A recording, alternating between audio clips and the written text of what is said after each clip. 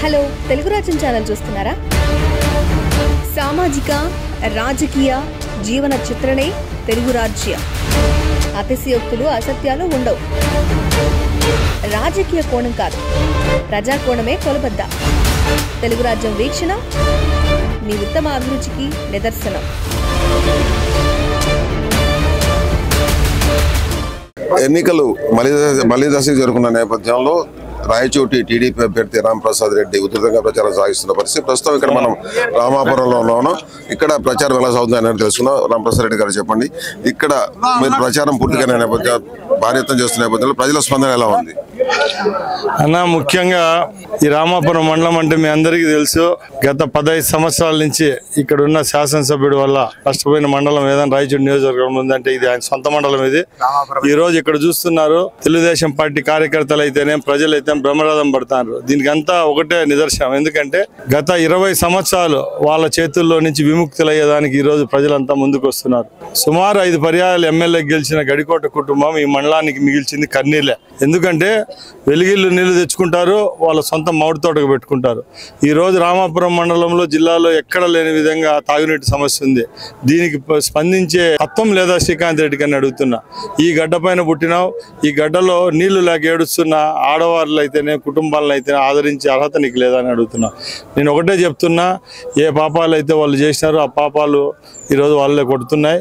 తప్పకుండా ఈరోజు ఈ జనసమూహం మీరు చూస్తున్నారు, ₹1 ఆశించకుండా తన సొంత ఖర్చులతోనే నాయకులను మమ్మల్ని పిలిపించుకొని ఊరూరా వాడాడా తిప్పుతానంటే దీనికి నిదర్శనం ఏంటంటే తెలుగుదేశం పార్టీ అధికారంలోకి వచ్చేదానికి ఎన్నో రోజులు లేదు, దగ్గరలో ఉంది. కాబట్టి మా విజయం తథ్యం.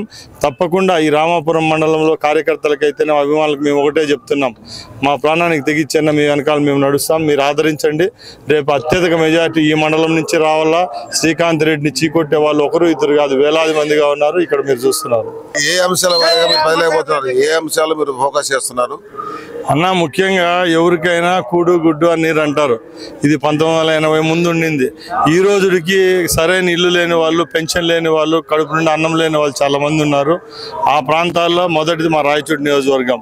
ముఖ్యంగా మా అజెండా ఒకటే, చాలామంది పేదవారు ఉన్న ఈ నియోజకవర్గంలో ఏ విధమైన తప్పులు జరగకుండా రాబోయే 5 సంవత్సరాల్లో వాళ్ళకి ఇండ్లు, నీరు, అలాగే సాగునీరు, వైద్యము, వాళ్ళకి పెన్షన్లు ఇలాంటి మౌలిక సదుపాయాలు కల్పించడంలో మేము ముందుంటాం. తప్పకుండా గత ప్రభుత్వాలు చేసిన తప్పులు మేము చేయదలుచుకోలేదు. నిష్పాక్షికంగా పారదర్శకంగా ఎవరైతే అర్హులు ఉంటారో వాళ్ళందరికీ ఇప్పించే విధంగా మేము ప్రయత్నిస్తాం. అంటే గడికోట కుటుంబం 5 పర్యాలు ఇక్కడ అధికారులు ఉన్నప్పటికీ మీరు ఏం చేయలేదంటున్నారు. వాళ్ళు చెప్పింది ఏదో మొత్తం చేసామని చెప్తున్నారు. ఏం చేయలేదన్నా, ఈరోజు రాయచోటి రింగ్ రోడ్డు చుట్టుపక్కల 50 ఎకరాలు 60 ఎకరాలు డబ్బులు సంపాదించుకున్నారు.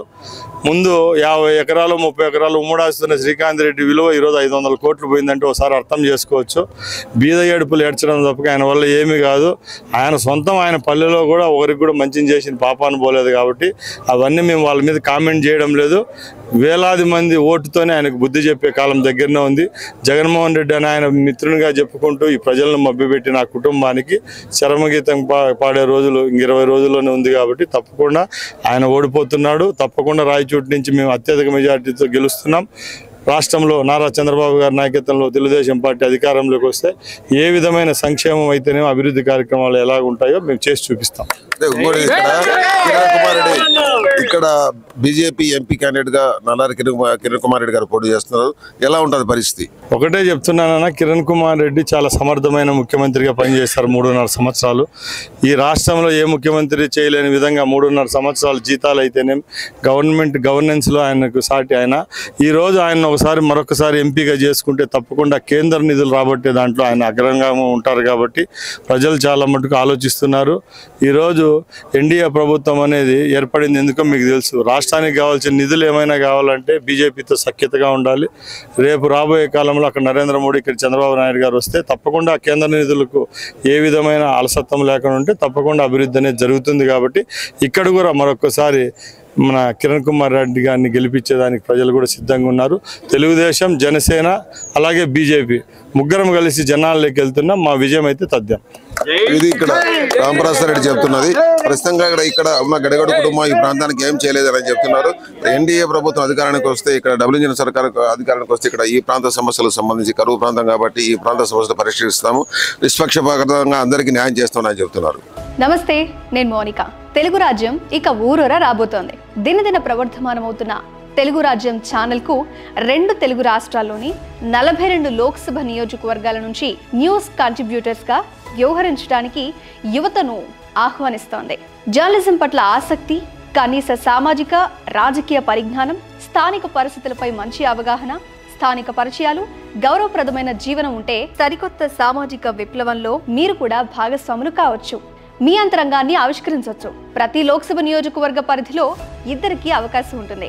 30 నుంచి 35 ఏళ్ల మధ్య వయస్కులై జర్నలిజం పట్ల అభిరుచి, ఆసక్తి కలిగిన యువతి యువకులు తమ వివరాలు, జీవన విధానం, ఆసక్తి గల ప్రాంతం, పాస్పోర్ట్ ఫోటోతో కలిపి ఈ దిగువన నంబర్కు వాట్సాప్ చేయొచ్చు. నంబర్ 8125150555.